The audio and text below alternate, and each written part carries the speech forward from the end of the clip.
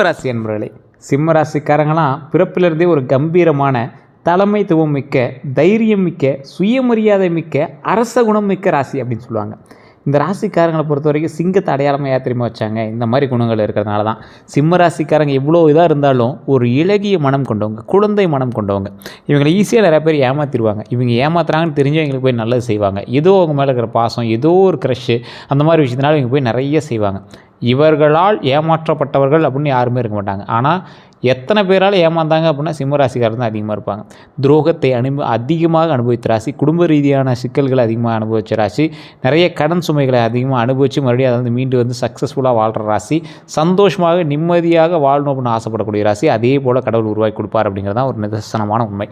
இந்த ராசிக்காரரை பொறுத்த வரைக்கும் வாழ்நாள் எவ்வளோ கஷ்டப்பட்டாங்க அப்படின்னா ரொம்ப அதிகமாக சொல்லியிருப்பாங்க. எத்தனை நாள் சார் சந்தோஷமாக இருந்தீங்க அப்படின்னா இப்போ தேடி தான் பார்த்துருப்பாங்க. இனி வரக்கூடிய நாட்கள் சந்தோஷத்திற்கான நாட்கள் அப்படிங்கிறத ஞாபகம் வச்சுக்கோங்க. இந்த ராசியை பொறுத்த வரைக்கும் பல தடைகள் வந்தாலும் தலை குனியாமல் இருக்கக்கூடிய குணம் கொண்டவங்களாக இந்த ராசிக்காரங்க இருப்பாங்க. பல நேரங்களில் பிறருக்கு வழிகாட்டியாக இருக்கக்கூடியவங்க இந்த ராசிக்காரங்க தான். சிம்ம ராசிக்காரர்களோட முக்கியமான குணாதிசயத்தை பற்றி நம்ம தெரிஞ்சுக்கணும். சிம்ம ராசியில் பிறந்தவங்க தலைமைத்துவம் திறன் அப்படின்னு சொல்லுவாங்க. 1000 பேர் இருக்கலாம், 1000 பேரில் 100 பேர் கத்திக்கிட்டு இருக்கலாம். ஆனால் அவங்க ஒருங்கிணைத்து தலைமைத்துவமாக இருப்பாங்கள்ல, அது சிம்மராசி தான். நீங்கள் உங்கள் ஒரு கம்பெனியில் வேலை பார்க்குறீங்க, நீங்கள் டிரைவர் போஸ்ட்டில் இருக்கீங்க, வாட்ச்மேன் போஸ்ட்டில் இருக்கீங்க, ஏதோ ஒரு கீழே இருக்கிற போஸ்ட்டில் இருந்தீங்கனாலும் ஒரு வார்த்தை நீங்கள் சொன்னீங்க அப்படின்னா மேலதிகாரி யோசிப்பான், ஆமாண்ணா நீங்கள் கரெக்டாக தானே சொன்னீங்க அப்படிங்கிறமா. அந்த தலைமைத்துவம் உங்களுக்கு இருக்குது அப்படிங்கிறது தான் மெயின். ஐடியாலஜி பர்சன் நீங்கள். ஒரு எக்ஸாம்பிளுக்கு சொல்கிறேன்னே, இப்போ ஒரு பெரிய போஸ்டிங்கில் இருக்கணும்லாம் நீங்கள் அவசியம் இல்லை. சின்ன போஸ்டிங் இருந்தாலும் அந்த துறையை, அந்த கம்பெனியை வழிநடத்துவதற்கு உங்களால் ஒரு பாயிண்ட்டாவது கொடுக்க முடியும் அப்படிங்கிறது தான் உண்மை. இந்த ராசி பொறுத்தவரைக்கும் தைரியம் அதிகம். மற்றவங்களாம் ரிஸ்க் எடுக்கலாமான்னு யோசிப்பான். நீங்கள் ரிஸ்க் எடுத்துகிட்டு அப்புறம் வந்தால் பார்த்துலாண்டான்னு யோசிப்பீங்க. நேர்மையான பேச்சு இருக்கும். ஏன்னா உங்கள்கிட்ட பொய் இருக்காது, பித்தலாட்டம் இருக்காது, மற்றவனை ஏமாத்தணுங்கிற குணம் கிடையாது. அதனால் நேர்மையான பேச்சு இருக்குது. சுயமரியாதை அதிகமாக இருக்கக்கூடிய நபர் நீங்கள். ரொம்ப சுயமரியாதையோடு இருப்பீங்க. என்ன இருந்தாலும் சுயமரியாதை தான் பெருசு அப்படின்னு நினைப்பீங்க. பெரிய மனசு கொண்ட உருவம் நீங்கள். ரொம்ப ஒரு பெரிய மனசாக இருக்கும். பயங்கரமான பார்க்குறதோட பெரிய கம்பீரமாக இருப்பீங்க. ஆனால் மனசு ரொம்ப தங்கம், ரொம்ப பெரிய மனசு உங்களுக்கு. மற்றவங்களுக்கு கொடுத்து இது பண்ணும் அப்படிங்கிற அளவுக்கு ஒரு பெரிய மனசு உங்களுக்கு. உதவக்கூடிய குணம் அதிகம். மற்றவங்களுக்கு உதவுறதுனாலே நீங்கள் உங்களோட பேர் பிரபலமாக இருக்கும். வெற்றிக்காக போராடக்கூடிய மனநிலை உங்களுக்கு உண்டு. இவங்க யாரிடமும் கையேந்தி விரும்ப மாட்டாங்க. யார்கிட்டையும் போய் நிற்கணும்னு ஆசைப்படவே மாட்டாங்க. யார்கிட்டையும் போய் நிற்கிறதும் பிடிக்காது எங்களுக்கு. தங்களுடைய உழைப்பால் முன்னேறணும் அப்படின்னு நினைக்கக்கூடிய ஒரு நபர். தங்களுடைய உழைப்பால் மற்றவங்களுக்கு செய்யணும் அப்படின்னு நினைக்கக்கூடிய ஒரு உத்தமமான நபர். இதுவரை நீங்கள் பட்ட கஷ்டம் கொஞ்சமாக நெஞ்சமா? எத்தனை கஷ்டம்! கடந்த சில ஆண்டுகளில் உழைப்புக்கு ஏற்ற அங்கீகாரம் இல்லாமல், பணத்தடை, தொழிலில் நஷ்டம் பட்டிருப்பீங்க, வேலை அழுத்தம் பட்டிருப்பீங்க, உறவினர் பிரச்சனையை சந்திச்சிருப்பீங்க, நண்பர்களால் ஏமாற்றத்தை செஞ்சுருப்பீங்க, சொத்து தகராறு சந்திச்சிருப்பீங்க, மன உளைச்சலை சந்திச்சிருப்பீங்க. இது போன்ற பல சோதனைகள் இருந்திருக்கும். யாரால் உங்களுக்கு துரோகம் ஏற்பட்டிருக்குன்னு தெரியுமா? நெருங்கிய நண்பர்களால், தொழிலில் கூட்டாளிகளால், பண விஷயத்தில் நம்பியவர்களால், உறவினர்களால். இவங்க மூலமாக மனக்கசப்புகள் ஏற்பட்டிருக்கும். சிம்மராசிக்காரங்க வெளிப்படையாக பேசுவதால் சிலர் அவங்கள தவறாக புரிஞ்சுக்குவாங்க. சிம்மராசி அப்படின்னா ஒரு அற்புதமான ராசி.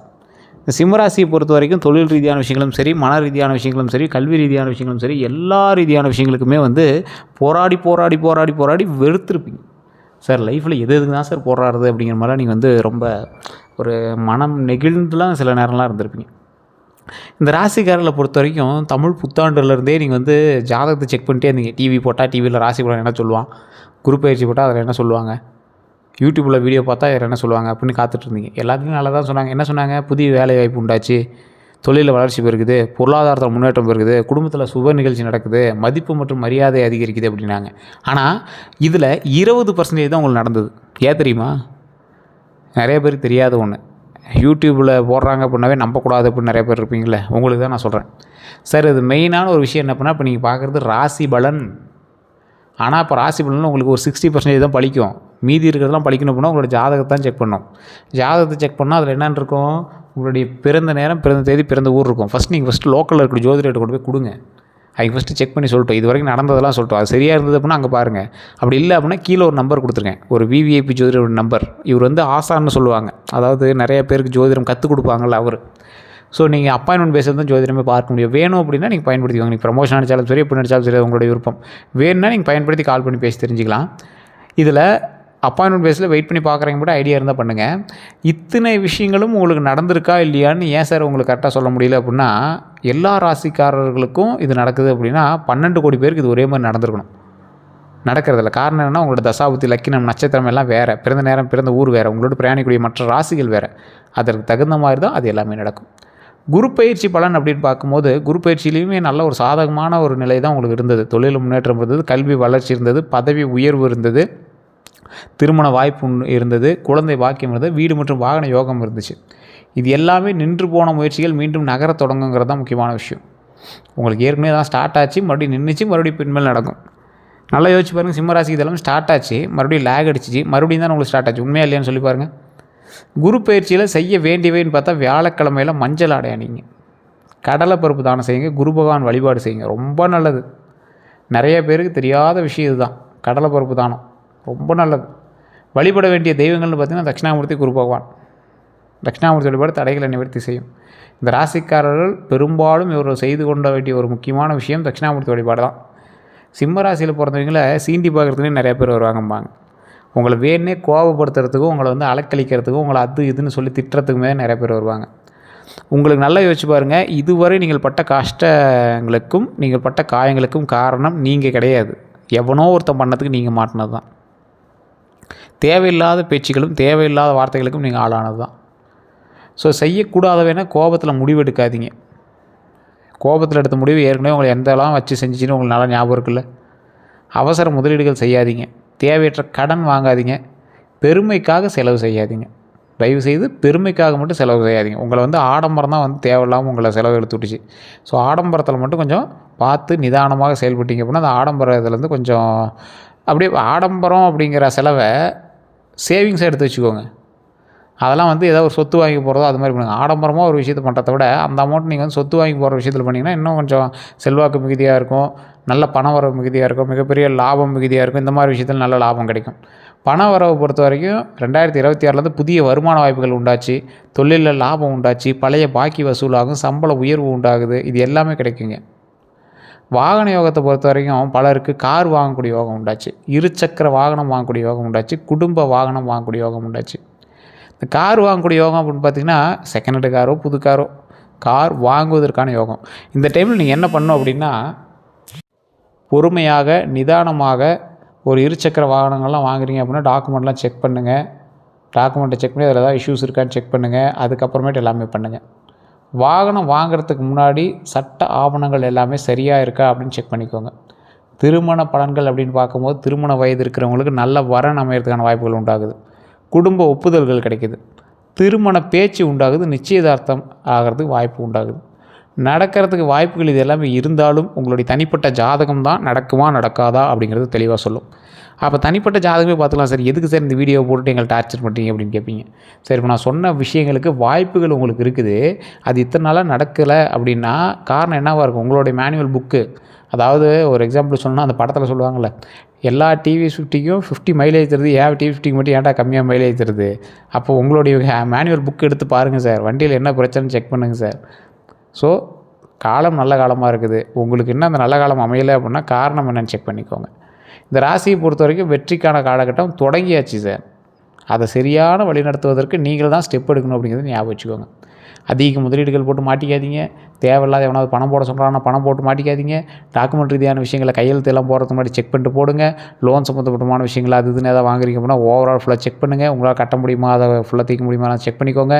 குழந்தைக்காக காத்திருக்கிறவங்களுக்கு நல்ல செய்தி உண்டாகிற ஒரு காலகட்டம் அப்படிங்கிறதுனால இந்த ஐவிஎஃப் இந்த ட்ரீட்மெண்ட் இதெல்லாம் பண்ணுறீங்கன்னா என்ன ஏதுன்னு தெளிவாக கேட்டு பண்ணுங்கள். உடல் ஆரோக்கியமாக வச்சுக்கிறதுக்கான வழிகளை பாருங்கள். குழந்தை இல்லாதவருக்கு குழந்தை பாக்கியம் பிறப்பதற்கு ஒரு அற்புதமான காலகட்டம் அப்படிங்கிறதுனால இந்த காலகட்டத்தில் இயற்கையாகவே குழந்தை உங்களுக்கு உருவாகிறதுக்கு வாய்ப்புகள் உண்டு. இல்லை ட்ரீட்மெண்ட் எதாவது பார்த்துருக்கீங்கன்னா அதுக்கு நல்ல செய்தி உண்டாகிறதுக்கு வாய்ப்புகளும் உண்டு. குடும்ப விருத்திக்கான வாய்ப்புகள் உண்டு. குழந்தைகளால் மகிழ்ச்சி கிடைக்கும் அப்படிங்கிறது இந்த காலகட்டத்தில் உங்களுடைய தசாபுத்திகளால் இருக்குது. அப்போ இந்த காலகட்டத்தில் நல்ல ஒரு வாய்ப்பு இருக்கிறதுனால பயப்படாமல் நீங்கள் பண்ணலாம். திருமண பலன்கள்னு பார்க்கும்போது திருமண வாய்ப்பில் உங்களுக்கு நிறையா வீடியோக்கள் நான் சொல்கிறது தான். திருச்செங்கோடு அர்த்தநாதீஸ்வரர் கோயிலுக்கு போய்ட்டு சொல்லுவேன், அந்த கோயிலுக்கு போய்ட்டு வாங்க ரொம்ப நல்லது அப்படின்னு சொல்லியிருப்பேன். சிம்ம ராசிக்காரர்கள் கண்டிப்பாக அந்த கோயிலுக்கு போய்ட்டு வாங்க ரொம்ப நல்லது. நரசிம்மர் வழிபாடு எங்கே பண்ணீங்க அப்படின்னாலும் ரொம்ப நல்லது. நரசிம்மர் கோயில் எங்கேயாவது இருந்தது அப்படின்னா கண்டிப்பாக போய்ட்டு வாங்க, ரொம்ப ரொம்ப ரொம்ப ரொம்ப நல்லது. ஸோ நங்கவள்ளி அப்படின்னு ஒரு கோயில் இருக்குது. நங்கவள்ளி அப்படிங்கிற ஒரு ஏரியாவில் நரசிம்மர் கோயில் ஒன்று இருக்குதுங்க. அங்கே இருக்கக்கூடிய நரசிம்மர் ஒரு நங்கை வந்து ஒரு சிலையை கீழே வச்சு எடுக்க முடியாமல் மறுபடியும் அந்த சிலை வந்து மறுபடியும் ஓகேயான மாதிரி ஒரு அந்த சிலையை வந்து எடுக்க முடியாமல் அதே இடத்துலையே சுயம்பாக உருவாகி அப்படியே கோயிலான மாதிரி ஒரு இடம். அங்கேருந்து பின்னாடி வந்து பாலி மூலமாக ஒரு குகை மாதிரி இதில் இங்கே அபிஷேகம் பண்ணுற தண்ணியெலாம் போய் பின்னாடி குளத்தில் வந்து இறங்கும். மேலே வியூவிலேருந்து பார்க்கும்போது பின்னாடி சிவன் கோயில் இருக்கும், சென்ட்ரல் நரசிம்மர் இருக்கும், இந்த வனம் இருக்கும். வனம்னா யார்? பிரம்மா தானே. ஸோ இந்த மாதிரி ஒரு ஸ்தலம் இருக்கும். நங்கவள்ளி அப்படின்னு டைப் பண்ணி பாருங்கள். சேலம் மாவட்டம் நங்கவள்ளி அப்படின்னு டைப் பண்ணிங்கன்னா லக்ஷ்மி நரசிம்மர் அப்படின்னு போட்டிங்கன்னா வரும். அந்த கோயிலுக்கு போய் வழிபட்டுவாங்க, மிகப்பெரிய நல்லது நடக்கும். லக்ஷ்மி நரசிம்மர் ஆலயம், சிம்மராசிக்காரங்க எங்கே இருந்தாலும் சரி அந்த கோயிலுக்கு போய் வழிபட்டுவாங்க. சேலம் மாவட்டம் நங்கவள்ளியில் லக்ஷ்மி நரசிம்மர்னு இருக்குது. பின்னாடியே சோமநாதர் அப்படிங்கிற கோயில் ஆலயம் இருக்குது. சோமநாத சித்தர்னு அங்கே ஒருத்தர் இருந்திருக்காரு. அவரோட ஜீவசமாதி அங்கேருந்து எடுத்து ரொம்ப நாட்களுக்கு அப்புறம் கண்டுபிடிச்சி எடுத்து தனியாக வச்சு ஒரு பானையில் இருந்தது. நந்திக்கடியில் ஜீவசமாதி இருந்த ஸ்தலம் அது. அதுக்கு பின்னாடி இருக்கிற கோவில். அந்த சிலையை எடுத்து பக்கத்தில் வச்சு அந்த பானைக்குள்ளே இருந்த அவருடைய ஜீவசமாதி எடுத்து பக்கத்தில் வச்சு வழிபட்டுருக்காங்க. அதுக்கு பின்னாடி இருக்கிற கோவிலில் இந்த இடம் ஃபுல்லாக வனம். அப்போ 3 இதுலேயும் சேட்டலைட் வியூவில் பார்க்கும்போது என்ன ஆகுது? மும்மூர்த்திகளும் ஒரு சேர இருக்கக்கூடிய ஸ்தலம். நங்கை அப்படிங்கிற ஒரு மங்கை வந்து அந்த சிலையை கீழே வச்சு எடுக்க முடியாமல் அந்த இடத்துலேயே உருவானதுனால அது வந்து அகோபிலம் அப்படின்னு சொல்லுவாங்க. அந்த கல் அந்த அந்த இடத்துல வந்து உருவாகிருக்கு அப்படின்னு சொல்லியிருக்காங்க. ஸோ அந்த ஸ்தலத்துக்கு கண்டிப்பாக போயிட்டாங்க, மிகப்பெரிய நன்மை உண்டு. குழந்தை வரம் கிடைக்கிறதுக்கு பழனி கீழே இருக்கக்கூடிய திரு ஆவினங்குடி அந்த கோயிலுக்கு எப்போயோ போயிட்டு மேலே இருக்கக்கூடிய பழனியில் வழங்கி விட்டுவாங்க, ரொம்ப நல்லது. நிறையா பேருக்கு தெரிஞ்ச ஒரு ஸ்தலம். நிறையா பேர் இன்றைக்கும் வந்து சார் மேல்மலையனூர் அங்காள பரமேஸ்வரி கோயிலுக்கு எல்லாம் போயிட்டு வராங்க, போயிட்டு இருந்தால் குழந்தை பாக்கியம் கிடைக்குன்னு சொல்கிறாங்க. ஏன் அவ்வளோ க்ரௌடு போகுது அப்படின்னு கேட்டிங்கன்னா, உயிர்கள் அதிகமாக இருக்கக்கூடிய இடத்துல குழந்தை பாக்கியம் உண்டாகுமா. அந்த அம்மா வந்து ஆகம விதிகளே அந்த கோயிலில் வந்து பார்க்க முடியாது. ஒரு ஏரியில் அந்த கோயில் அமைஞ்சிருக்கும், சுடுகாட்டு ஓரத்தில் அமைஞ்சிருக்கும். உயிர்களை தன்னிடையே வச்சுருக்கும். இறந்தவங்களோட உயிரெலாம் அந்த அம்மாட்ட இருக்கும். அம்மாக்கிட்ட அப்படி இருக்கும்போது போய் கேட்குறவங்களுக்கு குழந்தை இல்லாதவங்களுக்கு குழந்தை கொடுக்குது. அந்த உயிரை வந்து குழந்தையாக மாற்றி கொடுக்குறாங்க. அந்த அம்மா அவ்வளோ பெரிய பவர்ஃபுல்லான அம்மா. அந்த இடத்துக்கு போய் பார்த்தீங்கன்னா உங்களுக்கு அப்படி தெரியும், ஒரு பவர், ஒரு வித்தியாசமான பவரை நீங்கள் உணர்வீங்க. ஒரு கோயிலுக்கு போனால் அமைதியாக இருக்கும், ஒரு கோயிலுக்கு போனால் இதாக இருக்கும்ல. இந்த இடத்துக்கு போனால் ஒரு வினோதமான பவரை நீங்கள் உணர்வீங்க. ஒரு அற்புதமான ஸ்தலம், அற்புதமான பவர் கொண்ட ஸ்தலம். நன்மையை மட்டுமே செய்யக்கூடியவள் அங்காள பரமேஸ்வரி அம்மன். அவள் அவ்வளோ அருமையாக பார்த்துக்குவாங்க அந்த அம்மா. போய் ஒரு டைம் நீங்கள் போயிட்டு வந்துட்டிங்கன்னா வருஷம் போயிட்டு வருவீங்க. இப்போ கூட நிறைய இடத்துல பிரபலங்கள்லாம் அங்கே போயிட்டதெல்லாம் நீங்கள் பார்த்துருப்பீங்க. அந்த இடத்துக்கு கண்டிப்பாக போயிட்டு வாங்க, ஒரு அற்புதமான ஒரு நன்மை உண்டு. அடுத்த 12 நாட்களை பொறுத்த வரைக்கும் வேலைகளில் கவனமாக இருங்க, செலவு கட்டுப்பாடுங்க, செலவை கண்டிப்பாக கட்டுப்படுத்தி ஆகணும். அடுத்த 4 நாட்களில் நல்ல தகவல் உண்டாகுது, நண்பர்கள் மூலமாக உதவி உண்டாகுது. கடைசி 4 நாட்களில் பணவரவு உண்டாகுது, குடும்ப மகிழ்ச்சி உண்டாகுது, புதிய வாய்ப்புகள் உண்டாகுதுங்க. இது எல்லாமே நன்மைக்கான ஒரு காலகட்டமாக உண்டாகுதுங்க. கந்திஷ்டியை பொறுத்த வரைக்கும் சிம்ம ராசிக்காரர்களுக்கு பொதுவாக மற்றவங்களுடைய கவனத்தை ஈர்க்கக்கூடியவங்களாக இருப்பாங்க. ஆனால் பொறாமை, கந்திஷ்டி இது எல்லாமே இருக்கிறதுனால கொஞ்சம் பொறுமையாக நிதானமாக செயல்படுங்க. எது பண்ணாலும் கோயிலில் போய் ஒரு டைம் வழிபட்டு வாங்க, குலதெய்வ கோயிலுக்கு போயிட்டு வாங்க. உங்கள் மேலே யாராவது கண் வைக்கிறாங்களா இல்லை இது பண்ணுறாங்களா அப்படின்னு தெரிஞ்சுன்னா உங்கள் ஆடம்பரமாக நீங்கள் பண்ணுறதை கொஞ்சம் குறைச்சிக்கோங்க. அந்த அமௌண்ட்டில் சேவிங்ஸ் எடுத்து வைங்க. ஞாயிற்றுக்கிழமை தீபம் வச்சு வழிபடுங்க. வீட்டிலேயே கூட சூரிய நமஸ்காரம் பண்ணுங்க. காலையில் எழுந்திரிச்சோன்னே ஒரு 6 மணி 7 மணிக்கெலாம் சூரிய நமஸ்காரம் பண்ணுங்கள். விநாயகர் வழிபாடு பண்ணுங்கள். விநாயகர் வழிபாடெலாம் உங்களுக்கு மிகப்பெரிய நன்மை தரும். அது போக போக உங்களுக்கு தெரியாது, உடனே தெரியுதான்னு கேட்டால் சொல்ல முடியாது. போக போக உங்களுக்கு விநாயகர் வழிபாடு மூலமாக பல நன்மைகள் நீங்கும், பல நன்மைகள் உண்டாகும், பல தீமைகள் நீங்கும். அதே போல் உங்களுக்கு இருக்கக்கூடிய கந்திஷ்டிகள் நீங்கும். விநாயகர் வழிபாடு மிகப்பெரிய நன்மையை கொடுக்கும். இந்த நன்மையை கொடுத்துச்சு அப்படின்னாவே பல பிரச்சனைகள் தீருது அப்படின்னு அர்த்தம். அதை மட்டும் ஞாபகம் வச்சுக்கோங்க. வணங்க வேண்டிய தெய்வங்கள்னு பார்த்திங்கன்னா சூரிய நாராயணர், பெருமாளினுடைய அவதாரம் அப்படின்னு சொல்லுவாங்க. அதுக்கப்புறம் முருகப்பெருமான், பக்கத்தில் முருக கோயில் இருக்குது சார், சின்ன சிலையை வச்சு கும்பிட்டுருக்காங்க, வழிபட்டுவாங்க. அங்கே தான் உங்களுக்கான தெய்வமே இருக்குது அப்படிங்கிறது ஞாபகம் வச்சுக்கோங்க. விநாயகர் வழிபாடு முன்னாடி சொன்னது தான். ஆஞ்சநேயர் வழிபாடு பயத்தை நீக்கும், பதட்டத்தை நீக்கும், அதுக்கான பவரை கொடுக்கும். அம்பாள் வழிபாடு, பெண் தெய்வம் வழிபாடு வந்து எப்போவுமே உங்களுக்கு வந்து நன்மையை மட்டுமே அள்ளித்தரக்கூடிய ஒரு தெய்வம் அப்படின்னு சொல்லுவாங்க. எந்த நிற ஆடை நல்லது அப்படின்னா அதிர்ஷ்ட நிறங்கள்னால் தங்க நிறம் உங்களுக்கு ரொம்ப நல்லதுங்க. ஆரஞ்சு, சிவப்பு, மஞ்சள்லாம் உங்களுக்கு ரொம்ப நல்லது. இவை எல்லாமே நம்பிக்கை மற்றும் உற்சாகத்தை அதிகப்படுத்தக்கூடிய நிறங்களாக கருதப்பட்டாலும் இது எல்லாம் நீங்கள் எடுத்துக்கிறத பொறுத்து தான் இருக்குது. எந்த மாதிரி நீங்கள் அதை எடுத்துக்கிறீங்க, அது பெருசாக எடுத்துக்கிறீங்களா, இல்லை ஒன்றும் ப்ராப்ளம் இல்லை சார், நாங்களாம் அந்த கலர்லாம் கவனிக்கிறத சார் பண்ணாலும் ஓகே. இல்லை சார் அது போட்டால் நல்லது, ஆனால் அந்த கலர் ட்ரெஸ் எப்படி சார் போட்டு போகிறதுனா ஒரு கர்ச்சீஃபாவது அந்த கலரில் இருந்துச்சு அப்படின்னா உங்களுக்கு நல்லது தான். அந்த மாதிரி ஏதோ ஒரு உடையோ அந்த மாதிரி ஒரு கலர் வந்து உங்கள் கையில் இருந்துச்சுன்னா அது ஒரு அற்புதமான ஒரு விஷயம் அப்படின்னு ஞாபகம் வச்சுக்கோங்க. எந்த விஷயம் தானம் செய்தனாலதுன்னா மஞ்சள் ஆடை இந்த டைமில் உணவு தானம் பண்ணிங்க அப்படின்னா ரொம்ப நல்லது. அன்னதானம் ஒரு 5 பேத்துக்காக பண்ணுங்கள். எந்தாவது கோயிலையோ இல்லாதவங்களுக்கு ஒரு 5 பேர் தானம் பண்ணிங்கன்னா ரொம்ப நல்லதுங்க. மாணவர்களுக்கு புத்தகம் வாங்கி கொடுங்க. முதியோருக்கு உதவி செலுத்துங்க. ஏதோ ஒரு உதவி. இப்போ குளிர்காலம் அடிக்குது, பெட்ஷீட் ஏதோ ஒன்று வாங்கி கொடுங்க. சாப்பிடாமல் இருக்காங்க, ஒரு 2 சாப்பாடு வாங்கி கொடுங்க. 2 பேர் 2 சாப்பாடு வாங்கி கொடுங்க. அதெல்லாம் ரொம்ப நல்லது. அதே போல் ரத்தினம், உங்களுக்கு வந்து பொதுவாகவே ரூபி மாணிக்கம் வந்து ரொம்ப நல்லது. ஆனாலும் ஜாதகத்தோட டைம் செக் பண்ணிட்டு நீங்கள் மாணிக்கம் போட்டிங்க அப்படின்னா இன்னும் ரொம்ப நல்லதுங்க. எந்த கோயிலுக்கு போயிட்டு வரலாம் அப்படின்னா சூரியனார் கோவில் ரொம்ப அற்புதமான ஸ்தலம். பழனி முருகன் ஆலயம், திருச்செந்தூர் முருகன் கோயில், இந்த 2 கோயில் நீங்கள் எப்போ வேணாலும் போயிட்டு வாங்க, ரொம்ப நல்லது. ஸ்ரீரங்கநாதர் கோயில் ரொம்ப உங்களுக்கு வந்து ஒரு அமைதி தேவைப்படுது அப்படின்னா அந்த கோயிலுக்கு கண்டிப்பாக நீங்கள் போயிட்டு இருந்தீங்க அப்படின்னா இனி வரக்கூடிய காலங்கள் நிம்மதியாகவும் சந்தோஷமாகவும் இருப்பதற்கு ஒரு அற்புதமான ஸ்தலம். யார்கிட்ட சார் நீங்கள் எச்சரிக்கையாக இருக்குன்னா, அளவுக்கு அதிகமாக புகழ்வர்கிட்ட ரொம்ப எச்சரிக்கையாக இருங்க. அவங்க அப்படியே புகழுவாங்க. டேய் நீ அந்த மாதிரிடா, நீ இந்த மாதிரிடா, வேறு லெவல்டா, நீ ஒரு 5000 பணம் கொடுறா, இப்படி தான் இருக்கும். ஸோ அவங்ககிட்ட மட்டும் எச்சரிக்கையாக இருங்க. பணம் தொடர்பான நெருங்குபவர்கள்ட்ட ரொம்ப எச்சரிக்கையாக இருங்க. பணம் கேட்டு உங்ககிட்ட வரவங்களோ சொந்தக்காரர் தான் திருப்பி கொடுத்துருவான், தயவு செய்து இந்த காலகட்டத்தில் வேண்டாம். பொறாமை கொண்டவர்கள்ட்ட ரொம்ப எச்சரிக்கையாக இருங்க. உங்கள் திட்டங்களை அறிய முயற்சிப்பவர்கள்ட்ட ரொம்ப எச்சரிக்கையாக இருங்க. இவங்ககிட்ட கவனமாக இருக்க வேணும். இவங்ககிட்ட கவனமாக இருக்கணும் அப்படிங்கிறது மைண்டில் ஞாபகம் வச்சுக்கோங்க. அதே மாதிரி செய்வன பழிக்குமானா பலர் கேட்கக்கூடிய கேள்வி இதுதான். உங்களுக்கு எண்ணம், உழைப்பு, நேர்மை, இறை நம்பிக்கை இது எல்லாமே இருக்குது. நல்ல பலனை தரக்கூடிய ஒரு விஷயமாக இருந்தாலும் பலர்கிட்ட நீங்கள் வந்து தீங்கு விளைக்கக்கூடிய செயல்களை தவிர்ப்பதே நல்லது அப்படிங்கிறது ஞாபகம் வச்சுக்கோங்க. சிம்ம ராசிக்காரர்களுக்கு மறைந்திருக்கக்கூடிய திறமைகள் எக்கச்சக்கம். தலைமை ஏற்கக்கூடிய திறன் இருக்குது, கூட்டத்தை வழி நடத்தக்கூடிய ஆற்றல் இருக்குது, பேச்சால் கவரக்கூடிய திறன் இருக்குது, கடின சூழ்நிலையிலும் தைரியம் இருக்குது, மற்றவங்ககிட்ட ஊக்கமளிக்கக்கூடிய குணம் உண்டு, வாழ்க்கையில் பின்னர் பெரிய முன்னேற்றம் காணக்கூடிய வாய்ப்பு உண்டு. இது எல்லாமே 2026 கவனிக்க வேண்டிய விஷயம் அப்படிங்கிற மாதிரி சொல்கிறது. இதில் 2026 முடிய போகுது சார், இன்னும் ஒரு 2-3 மாதம் தான் இருக்குது அப்படின்னு கேட்டாலும் இந்த காலகட்டத்தில் கோபத்தை கட்டுப்படுத்துங்க, உடல் நலத்தை கவனிங்க, சேமிப்பு பழக்கத்தை வளர்த்துக்காங்க. யாரையும் முழுசாக நம்பாதீங்க. நம்புறதுக்கு முன்னாடி சிந்திச்சிக்கோங்க. குடும்பத்தினருடன் நேரத்தை செலவிடுங்க. மற்றபடி எல்லாமே அற்புதமாக இருக்குது. இந்த காலகட்டம் ஒரு அற்புதமான காலகட்டம். இதுவரை நம்ம சேனலை சப்ஸ்கிரைப் பண்ண வந்தால் சப்ஸ்கிரைப் பண்ணிக்கோங்க. வேறு ஏதாவது கருத்துக்கள் இருந்தால் மறக்காம கமெண்ட் செக்ஷனில் பதிவிடுங்க. அதே போல் உங்களோட நண்பர்களுக்கு இந்த வீடியோ பகிருங்க. இதுவரை நம்ம சேனலை ஃபாலோ பண்ணிட்டு சப்ஸ்கிரைப் பண்ணிட்டு பக்கத்தில் பெல் பட்டன் ப்ரெஸ் பண்ணி அதில் ஆல் அப்படின்னு கிளிக் பண்ணிக்கோங்க. எல்லாரும் நன்றி நண்பர்களே.